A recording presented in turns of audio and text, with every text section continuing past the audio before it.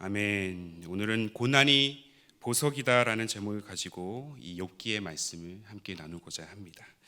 오늘 제시된 본문은 6절까지지만 욥기 4장, 이 4장의 전체 내용을 가지고 하나님의 말씀을 함께 나누기를 원합니다. 몇 년 전 오늘 봄날이었습니다.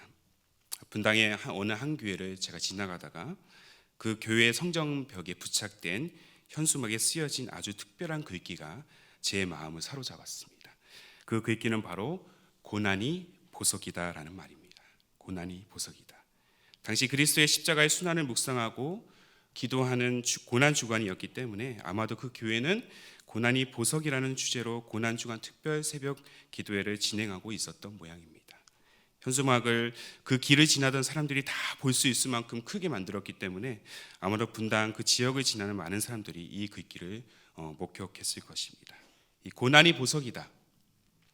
어떻게 보면 전혀 다른 의미, 서로 상반된 이미지를 갖고 있는 이 두 단어가 만나 한 문장을 이루고 있습니다.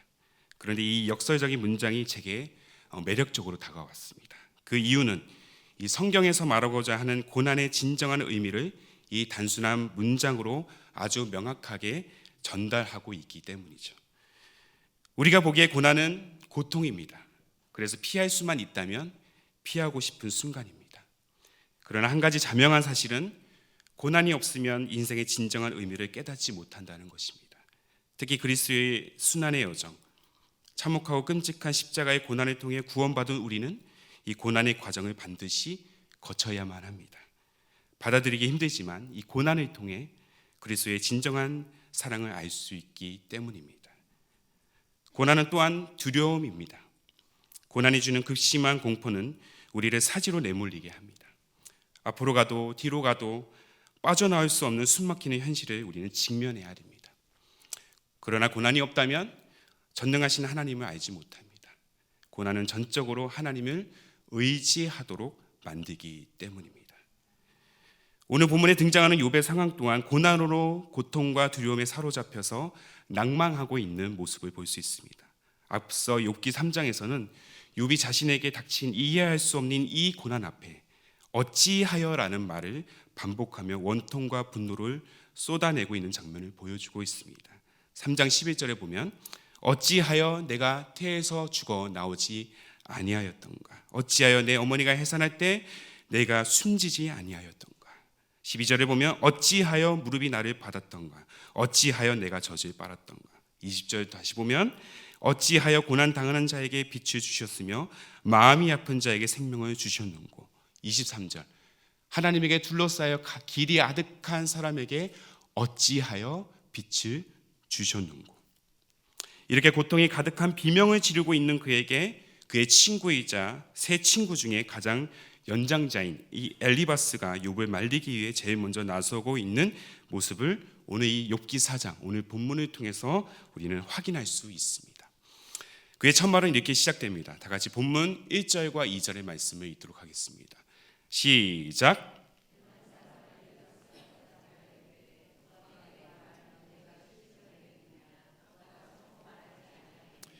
이 말은 지금 너는 싫겠지만, 너는 듣기 싫지만 너가 그렇게 억울해하는 모습 때문에 내가 참을 수 없어서 내가 좀 한마디 좀 해야겠다라는 것입니다. 엘리바스는 이 표면상으로는 친구 욥을 위로하기 위해 나섰다고 하지만 실제로는 자신의 마음에 들지 않는 욥의 행동, 비탄하고 있고 고통의 신음을 내뱉고 있는 이 욥의 행동을 비꼬기 위해 나선 것이죠. 그리고 거침없이 욥의 의로운 과거 행적을 일부러 언급하면서 지금은 의인 욥의 모습은 더 이상 존재하지 않는다고 말합니다.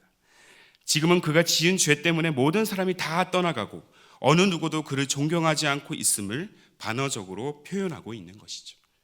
엘리바스가 주장하고자 하는 내용은 이후에 다시 언급해드리겠지만 간략하게 말해서 욥이 죄를 지었기 때문에 벌을 받아 마땅하다는 것입니다.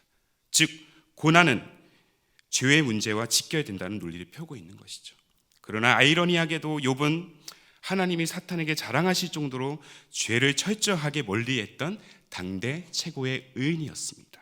다 같이 욥기 1장 8절 함께 읽겠습니다. 욥기 1장 8절입니다. 시작.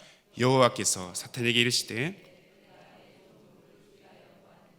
그와 같이 온전하고 정직하여 하나님을 경외하며 악에서 떠난 자는 세상에 없느니라. 그렇다면 왜 하나님께서 욥에게 고난을 주셔야만 했을까요? 그것은 욥의 믿음을 시험하고자 하신 의도도 있었지만 더 나아가 이 욥기 전체를 아울러 그가 당하는 고난을 통해 하나님의 그 섭리를 깨닫고 하나님은 그가 생각하고 경험한 것보다 훨씬 크신 분임을 깨닫게 하기 위한 것입니다. 때문에 믿을 수 없지만 욥이 당한 고난은 저주가 아니라 하나님의 그 크신 계획에 의한 축복임을, 그리스도인들이 그리스도를 믿는 이유 하나만으로 당하는 고난과 박해, 그 고통은 저주가 아니라 축복이 되고 우리를 보석과 같이 더 단단하고 굳건히 만들기 위한 연단의 과정이라는 사실을 우리는 깨달아야 할 것입니다. 그렇습니다. 욥이 당하고 있는 고난, 아니 오늘을 살아가는 저와 여러분이 겪었던 그리고 겪고 있는 또한 앞으로 겪어야 할 고난이 보석이 될 수밖에 없는 이유는 우리보다 크신 하나님, 우리가 소유한 것보다 크신 하나님, 우리가 경험한 것보다 크신 하나님을 알기 위한 것입니다. 그래서 고난은 그 어떤 것과도 비교할 수 없고 바꿀 수 없는 진정 가장 고귀한 보석인 줄 믿습니다. 그렇다면 우리의 삶을 고통스럽게 만드는 이 고난의 여정, 그리스도인들이 짊어져야 할 이 고난이 보석이 되기 위해 우리는 어떻게 우리가 반드시 알아야 할 진정한 레슨, 신앙의 레슨이 있다면 과연 그것은 무엇이겠습니까? 우리는 오늘 이 엘리바스의 첫 권면을 통해서 그 진리를 발견하기를 원합니다. 첫 번째로, 의인에게 고난은 죄의 결과가 아니라 훈련의 과정임을 알아야 합니다. 의인에게 고난은 죄의 결과가 아니라 훈련의 과정이다. 다 같이 욥기 4장 7절의 말씀을 읽도록 하겠습니다. 4장 7절의 말씀입니다. 시작. 생각하여 보라.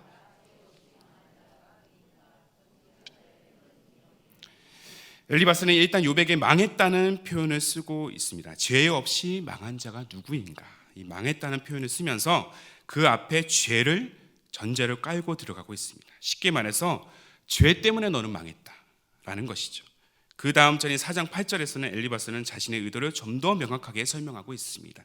내가 보건대 악을 밭갈고 독을 뿌리는 자는 그대로 거두나니. 흔히 우리는 어떤 결과에 대해서 논할 때 많이 들어보셨을 것입니다. 심는 대로 거둔다.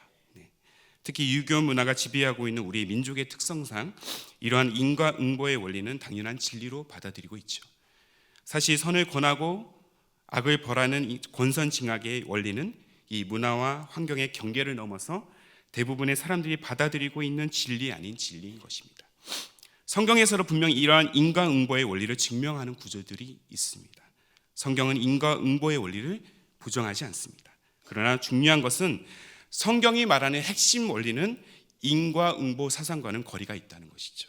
인과응보는 성경에 기록된 내용의 일부일 뿐 전체가 아니라는 것입니다. 로마서 6장 23절에 보면 죄의 삭은 사망이다. 죄의 결과는 분명 사망입니다. 그러나 기독교 신앙은 사망으로 끝나지 않습니다. 그리스도의 십자가와 부활의 사건이 있습니다. 죽음의 경계를 넘어 용서의 은혜가 있습니다. 그렇다면 엘리바스가 말하는 첫 번째 주장은 일부는 맞지만 또한 일부는 틀린 것이 되죠. 더욱이 분명한 사실은 욥에게는 죄가 없었습니다. 그는 죄를 짓지 않기에 자녀들까지도 번제에 참여시킬 정도로 아주 성결한 삶을 살고자 했습니다. 그래서 하나님께서 그가 지은 죄 때문에 고난을 주셨다는 것은 논리적으로 맞지 않는 내용이죠.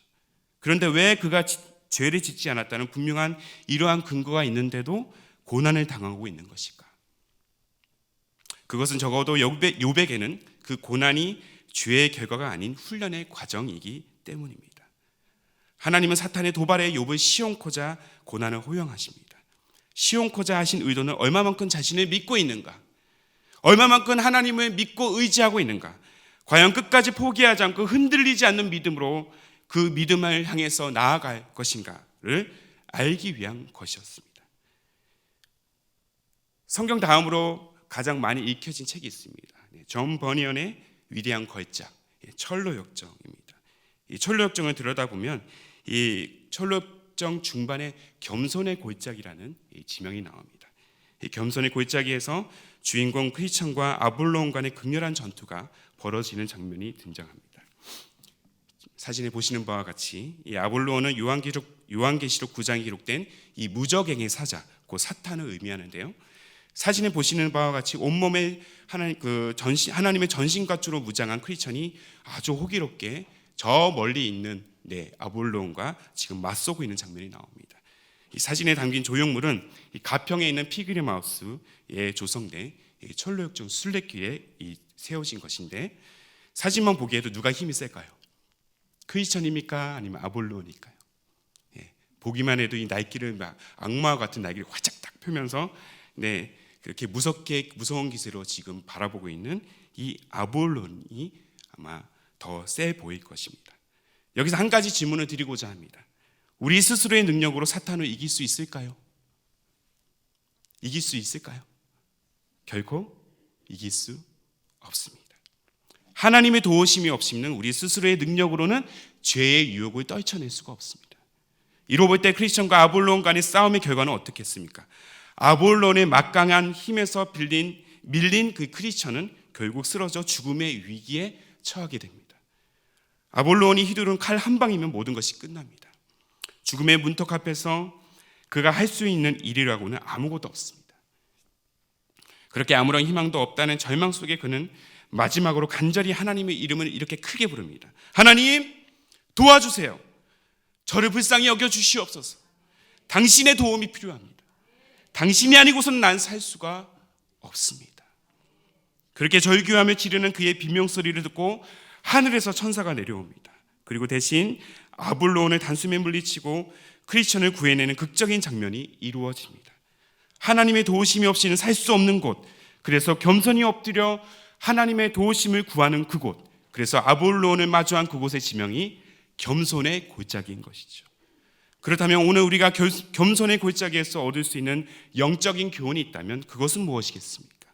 우리가 알아야 할 이 핵심 내용은 천사가 내려와서 죽음의 위험에서 크리스천을 구해낸 장면이 아니라 죽음의 문턱에서 끝까지 포기하지 않는 믿음으로 하나님의 이름을 외쳤다는 것이죠. 하나님이 욥에게 원하시는 것은 바로 이것입니다. 극한한 상황에서 끝까지 포기하지 않고 하나님을 더욱 의지하는 것, 모든 것을 내려놓고 하나님만 바라보는 것. 그래서 하나님은 그의 섭리를 따라 말도 안 되는 고난을 통해 그를 단련시키고 있다는 것이죠. 그래서 그는 친구들과의 수많은 논쟁, 이후에 펼쳐지는 수많은 논쟁 가운데서도 이렇게 고백합니다. 다 같이 욥기 23장 10절, 우리가 너무나 잘 아는 말씀인데요, 23장 10절의 말씀을 우리 한 목소리로 읽도록 하겠습니다. 시작.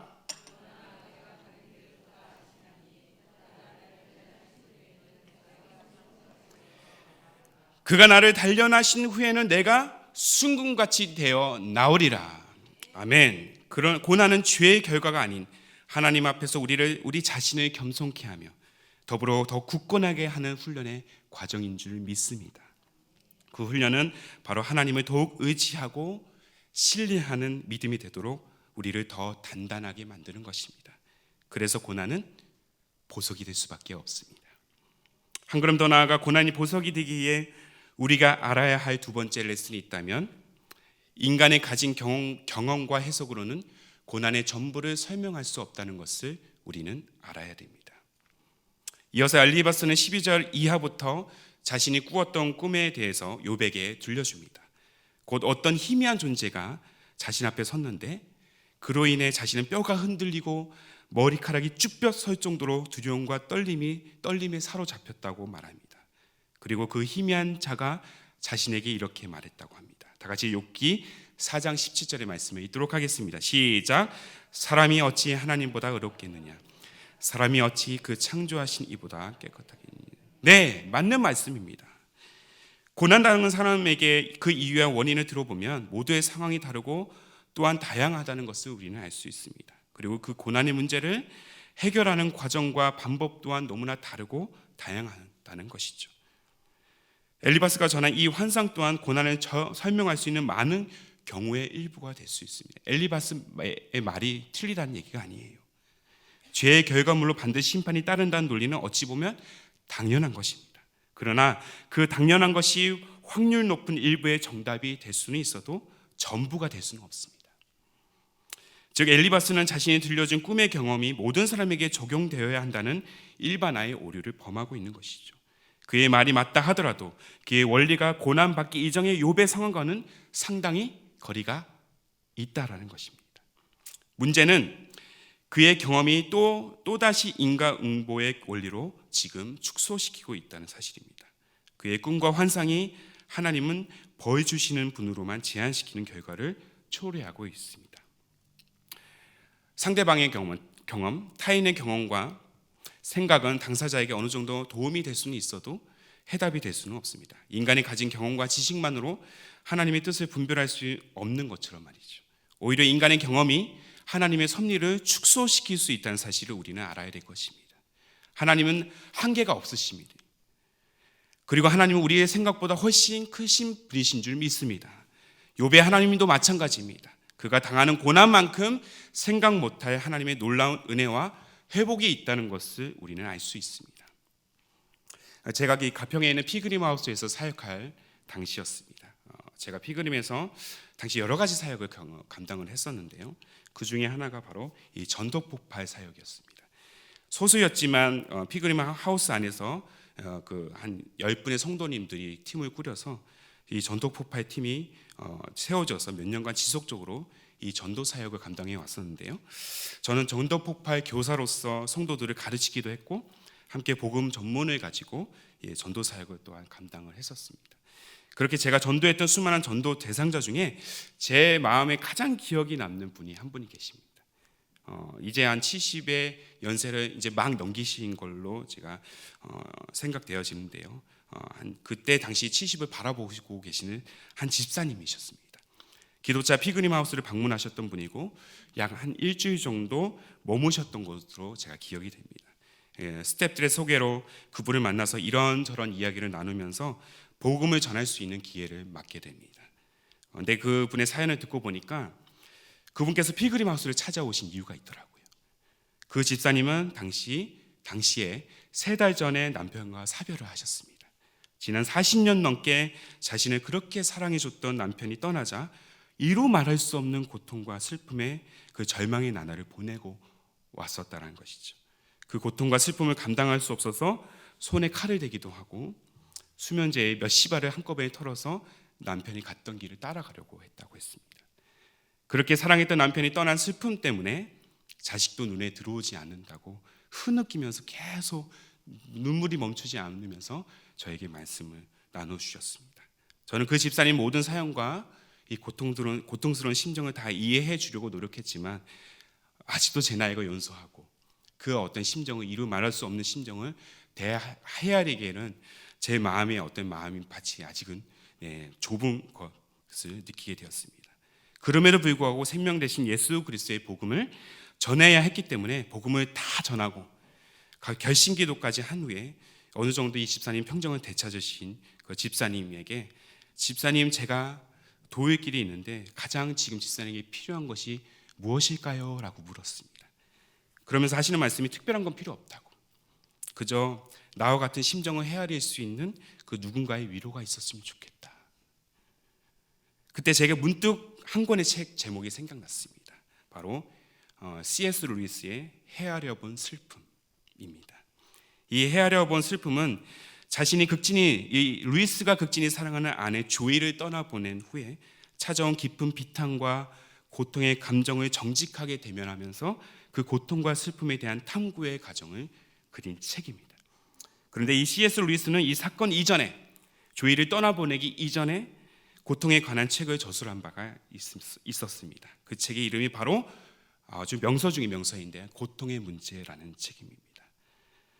그러나 그는 고백합니다. 아내를 잃기 전까지는 그는 진정한 고통과 슬픔이 무엇인지 몰랐다고. 고통에 대한 수많은 정의와 고통이 와도 고통받지 말아야 할 논리적인 근거만을 제시한 이 책을 쓴 것에 대해 나는 후회하고 있음을 자신이 직접 겪었던 이 헤아려 본 슬픔을 통해 고백하기도 합니다. 그래서 저는 그 어떤 권면과 설득도 하지 않고 집사님 이 헤아려 본 슬픔 이 책을 읽어보시라고 제가 선물로 드렸습니다. 집사님과 똑같은 상황을 감내했던 이 루이스의 책을 한번 읽어보시라고. 그래서 며칠 후 제가 몇 가지의 선물과 함께 집사님께서 편지를 보내셨어요. 그러면서 하는 말이 귀한 책을 선물해 주시고 위로해 주셔서 너무 감사하다고, 이 책을 통해서 정말 다시 힘을 얻고 다시 살아갈 소망을 얻었다고. 사실 제가 그분에게 해드린 것은 이 책 한 권 소개해드린 것밖에 없는데 그 이후에도 몇 번 방문을 하셨어요. 그러면서 만날 때마다 선물을 주시고 고맙다고, 내가 우리 전도사님, 그때 당시 전도사였는데 전도사님 때문에 많은 위로와 힘을 얻게 되었다고. 그렇습니다, 여러분. 아무리 우리의 경험과 생각이 올바른 정답이라 하더라도 고통당하는 자들에게는 그 정답이 해답이 될 수는 없습니다. 오히려 때론 누군가의 도움이 고통당하는 자에게는 더 큰 상처가 될 수 있다는 사실을 기억해야 됩니다. 그저 그 아픔에 대해 함께 아파할 수만 있다면 그보다 더 큰 위로와 힘은 없을 것입니다. 여기서 고난이 보석이 될 수 있는 이유가 있습니다. 우리의 모든 고통을 아시는 하나님.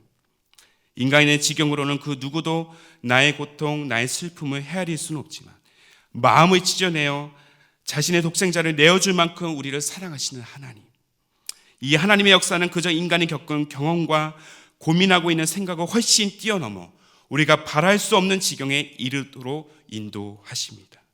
바랄 수 없는 중에 영원한 삶에 대한 소망을 갖도록 우리에게 내어주신 그리스도의 위로의 십자가를 생각할 때 상식적으로 이해할 수 없는 불가능한 사건이 우리를 살리는 축복의 메시지가 된다는 사실을 믿으시기를 바랍니다. 그렇기 때문에 우리가 겪는 이 고통은 곧 보석이 될 수 있다는 것이죠. 마지막으로 고난이 보석이 되기 위해 우리가 알아야 할 세 번째 레슨이 있다면 따라해 봅시다. 고난은 정죄의 근거가 아닌 사랑의 근거가 됨을 알아야 합니다. 믿으십니까? 다 같이 욥기 4장 18절의 말씀을 함께 읽도록 하겠습니다. 시작.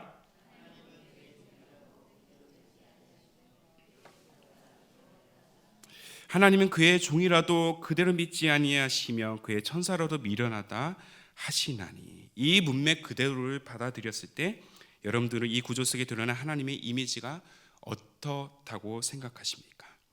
우리를 믿지 않으시는 분, 그의 명령에 절대 충성하는 천사들에게도 미련하다고 정죄하시는 분으로 다가오지는 않나요? 그렇다면 그동안 여러분들이 경험했던 하나님의 이미지는 어떻습니까? 여러분에게 하나님은 과연 어떤 분이십니까? 저는 초등학교 3학년 시절 부모님께서 이혼을 선택하시면서 가정이 깨어지는 경험을 했습니다. 부모로부터 버림받았다는 상처의 느낌을 고스란히 받아야 했습니다. 워낙 태어날 때부터 환영받지 못했던 존재였습니다, 저는. 그리고 부모님과 같이 살았던 그 짧은 시간 동안에도 매일 매순간 심각한 이 가정 불화를 경험했던 터라 저는 이 땅에 제가 존재하는 이유와 그 사랑이라는 단어조차 느끼지 못한 채 한창 그 나이대가 부모의 사랑은 한창 받아야 할 나이잖아요. 근데 부모의 사랑을 한창 받은 나이에도 불구하고 부모와 이별을 경험하게 됩니다. 지나고 보니 그때 제 자신은 이 자존감은 바닥을 쳤던 것은 물론이거니와 제 존재 자체를 부정했던 것으로 기억이 됩니다. 이로 인해 어린 시절부터 부모님과 떨어져 이 할머님의 슬하에서 대학 졸업 때까지 할머님과 함께 20년 넘게 지냈습니다. 근데 저희 할머니는 그 할머니의 어떤 이 보통의 이미지가 있잖아요. 아주 인자하시고 손자의 모든 것을 들어주시고 품어주시는 이 보통의 할머님들과의 이미지와는 상당히 거리가 멀으셨습니다. 네. 늘 완벽주의 성향으로 아주 엄격하시고, 네, 그리고 조금만 흐트러져도 가차없이 매를 드시는 분이셨어요. 할머니 밑에서 큰다는 소리를 안 듣게 하기 위해서 그렇게 모지게 저를 엄하게 키우셨습니다. 그래서 항상 제가 이제 장성하고 결혼도 하고 이제 자식도 4명이나 낳다 보니까 저를 굉장히 든든해 하시는데 항상 저한테 미안해 하세요. 그때 그 시절 내가 너한테 참 모지게 굴었던 게, 모지게 대했던 게 참 많은 후회가 되는구나. 물론 할머니는 항상 사랑을 전제로 훈육하셨다는 사실을 저는 결코 부정하지 않습니다. 제 인생에서 할머니의 존재는 어머니 이상의 존재입니다. 그리고 저를 위해서 무조건적인 헌신을 하셨어요. 지금도 제 목회 여정이 순족하게 잘 지나가라고 그렇게 이 동광교회를 잘 섬기라고 새벽마다 빠짐없이 무릎 연골이 다 나가셨거든요. 예. 연골이 다 나가면 여기 뼈가 이렇게 부딪히면서 엄청난 고통이 밀려옴에도 불구하고 그 무릎을 부여잡고 새벽 예배에 나가셔서 저를 위해 기도하시는 분이십니다. 그렇지만 그에 못지않게 그렇게 강하신 조모님에 대한 상처도 상당히 많습니다. 저한테. 네. 할머니께서는 항상 제가 잘못할 때마다 너는 이렇게 잘못했어. 너는 이런 것 좀 고쳐야 돼 라고 아주 온순한 표현으로 하신 게 아니었어요. 갖은 육두문자로 이놈의 네, 더 이상 얘기하지 않겠습니다. 그래서 그런 어떤 정죄형의 언어를 많이 쓰셨어요. 그래서 지금도 저는 그런 어떤 정죄형의 말을 좀 참 듣기가 가장 힘들고 받아들이기 힘든 것 같습니다. 이제는 8순이 넘으시고 많이 연로하시고 마음도 많이 약해지셨지만 가끔 할머니를 제가 찾아뵙고 문안 인사를 드리면 지금도 할 말을 하시는 분이십니다. 제가 잘못할 때마다 벌을 주려고 벼르고 계신 것 같이 무서운 눈길로. 그런데 이상하게도 하나님의 이미지도 그대로 그 할머니의 모습과 그대로 투영이 되는 것들을 경험하게 되더라고요. 제가 잘못할 때마다 벌을 주려고 벼르고 계시는 하나님, 지금도 친밀하고 인격적인 하나님보다는 이런 하나님이 더 다가오는 것 같습니다.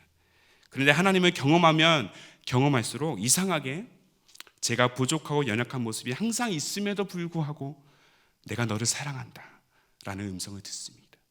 늘 정죄만 당했던 제 모습과 제게 고정된 하나님의 이미지가 하나둘씩 깨지는 것을 경험하게 됩니다. 즉 하나님은 제가 생각한 것보다 훨씬 인격적이시며 사랑이 많으신 분임을 깨닫게 된 것이죠. 잘못하면 매를 드시는 하나님도 분명히 계십니다. 그럼에도 불구하고 우리를 품어주시고 가장 친근하게 사랑을 주시는 하나님도 분명히 있음을 우리는 믿습니다. 그러나 엘리바스는 하나님의 단면적인 부분을 전체로 확대시키는 경향을 보이고 있습니다. 그리고 무엇보다 하나님을 비인격적인 존재로만 해석하려고 하는 불편함을 일으키고 있죠. 19절과 20절의 말씀을 보면 한 인생을 하루살이처럼 쉽게 밟혀 끝나버리는 존재로 치부하고 있는 것을 알 수 있습니다. 그러나 인간을 향한 하나님의 마음은 과연 어떤 마음일까요? 이와 같은 마음일까요? 성경은 창세기부터 요한계시록까지 하나님을 비인격이 아닌 인격적인 존재로 설명하고 있습니다. 즉 우리가 당하는 고난은 무조건적인 정죄의 근거가 아니라 무조건적인 사랑의 근거가 되어야 한다는 것이죠. 고난은 죄의 결과가 아니라 하나님을 알아가는 사랑의 과정입니다. 다시 한번 말씀드립니다. 고난은 죄의 결과가 아니라 하나님을 알아가는 사랑의 과정인 줄 믿습니다. 고난을 통해 하나님의 섭리를 알고 진정한 사랑을 경험할 수 있기 때문이죠. 욥의 고난의 과정을 통해서 우리가 반드시 알아야 할 진리가 있다면 하나님은 나를 사랑하시고 결코 나를 버리지 않으신다. 다 같이 이사야서 62장 4절의 말씀, 제가 정말 좋아하는 말씀입니다. 이사야서 62장 4절의 말씀 함께 읽겠습니다. 시작. 다시는 너를 버림받은 자라 부르지 아니하며 다시는 내 땅을 황무지라 부르지 아니하고 오직 너를 헵시바라 하며 내 땅을 뷸라라 하리니 이는 여호와께서 너를 기뻐하실 것이요 내 땅에 결혼한 것처럼 될 것입니다. 헵시바는 바로 너는 나의 기쁨이다. 그리고 뷸라라는 단어는 너는 나의 신부다. 여러분들은 다 신랑 되신 주님의 신부인 줄 믿습니다. 신부가 어떻게 버림을 받을 수 있겠습니까? 고난을 통해 우리는 하나님의 사랑을 알 수 있습니다. 그리고 그 사랑 안에서 우리 존재가 얼마나 소중한지를 또한 깨닫게 됩니다. 그래서 고난은 진정한 사랑을 알아가는 보석과도 같은 것입니다. 오늘 말씀을 마무리하면서 서두에 나눴던 이야기를 이어서 하겠습니다. 그 현수막을 목격하고 나서 얼마 되지 않은 시점에 이 고난이 보석이다라는 문구를 제목으로 한 이 묵상집이 발간되었습니다. 그 책은 바로 우리들 교회 김양재 목사님이 쓰신 보석이라는 제목의 잠언 묵상집이죠. 실제 그 현수막을 걸어놓았던 교회도 다름 아닌 바로 이 우리들 교회였습니다. 책 내용 중에 이 보석의 의미를 잘 표현한 글을 몇 가지 소개하고자 합니다. 잘 들어보십시오. 문제가 없으면 문제가 있는 것이고 문제가 있으면 문제가 없는 것입니다. 문제가 보석입니다. 또 한 가지, 나에게 끊임없는 영적 전쟁이 오는 것은 죄책감을 느낄 일이 아니라 내가 살아있다는 증거입니다. 종류가 다른 영적 싸움이 날마다 찾아온다면 내가 잘 걸어가고 있다는 신호로 알고 감사해야 합니다. 마지막, 하나님을 믿는 우리도 넘어질 수 있습니다. 그렇죠? 우리가 넘어지는 것은 완전히 망하는 것이 아니고 과정입니다. 이스라엘이 넘어진 것은 구원이 이방인에게까지 이르기 위한 과정입니다. 실패와 넘어짐의 고난을 통해 우리는 하나님의 뜻을 더 깊이 깨닫고 성숙해집니다. 그래서 내가 믿음으로 잘 서 있게 되면 내 옆에 사람들까지 부요해집니다. 내가 암에 걸려서 넘어져도 천국의 확신을 가지고 평안한 모습을 보이면 힘들어하던 식구들이 부요해집니다. 아멘. 이제 고난이 보석이라는 사실이 정리가 되십니까? 우리 인생에 문제가 없다면 그만큼 하나님도 잘 알지 못할 것입니다. 그분이 얼마나 나를 사랑하고 계시는지, 그분이 얼마나 나를 잘 알고 계시는지, 그분이 얼마나 큰 능력이 되시는지, 그것은 내 인생에 평온할 때는 결코 알 수 없습니다. 고난의 뒤편에서 신음하고 암울하고 어두운 긴 터널을 지나고 있는 분들이 바로 여러분들이라면 오직 이 말씀만은 가슴 깊이 새기십시오. 그리고 고백하십시오. 다만 이뿐 아니라 우리가 환난 중에도 즐거워하나 이는 환난은 인내를, 인내는 연단을 소망을 이루는 줄 알미로다. 여러분들의 고난은 이제 어떤 의미로 다가오십니까? 그 고난이 때로는 우리의 영혼을 힘들게 할지라도, 그 고난이 내 영혼을 부참히 짓밟을지라도 여전히 넘어진 그 자리에서 우리의 손을 잡아 일으키시는 하나님, 그 하나님의 이름을 붙들기만 하면 우리는 승리할 줄 믿습니다. 옆에 분 바라보시면서 당신은 그 무엇과도 바꿀 수 없는 보석입니다 한번 고백해 보실까요?